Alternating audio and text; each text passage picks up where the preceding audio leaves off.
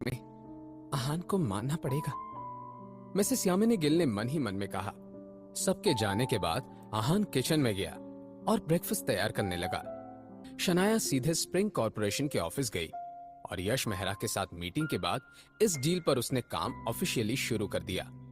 2 दिनों के बाद आनंद गिल ने इस डील से मिलने का सेलिब्रेशन करने के लिए एक बड़ी सी पार्टी का ऑर्गेनाइजेशन किया।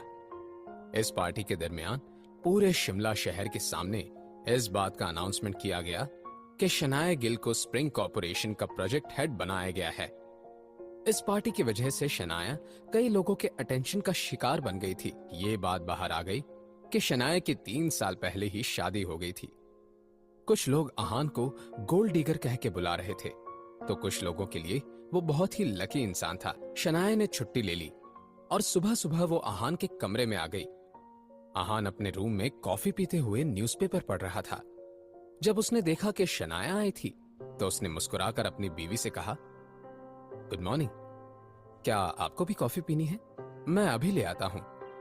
आहान के इस सवाल को सुनकर शनाया ने ना में सिर हिला दिया और बोली, नहीं, मुझे कुछ नहीं चाहिए। तुम क्या कर रहे हो?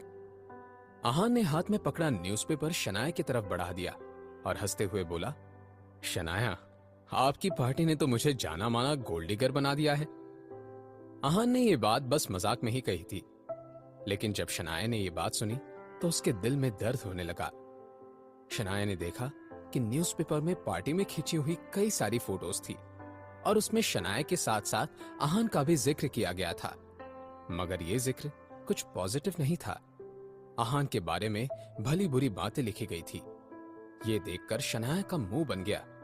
उसने मन ही मन में कहा, इस न्यूज़पेपर को अब एक नोटिस भेजना पड़ेगा। इनकी हिम्मत कैसे हुई आहान के बारे में ऐसा सब कुछ लिखने की? फिर शनाया ने आहान की तरफ देखा।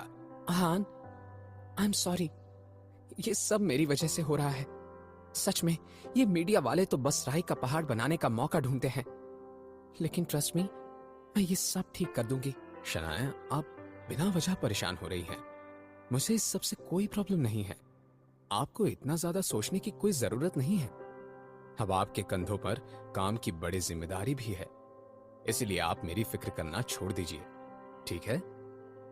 शनाया को यह जानकर बहुत राहत मिली कि उसके हस्बैंड को उसकी कितनी चिंता थी, तो इसके लिए शनाया ने आहान की तरफ देखकर हाँ में सिर हिला दिया। शनाया को याद आया कि वो आहान से मिलने क्यों आई थी। उसने कहा, आहान, वो आ रही है? क्या शनाया के दिल में आहान के लिए फीलिंग्स पैदा हो रही थी?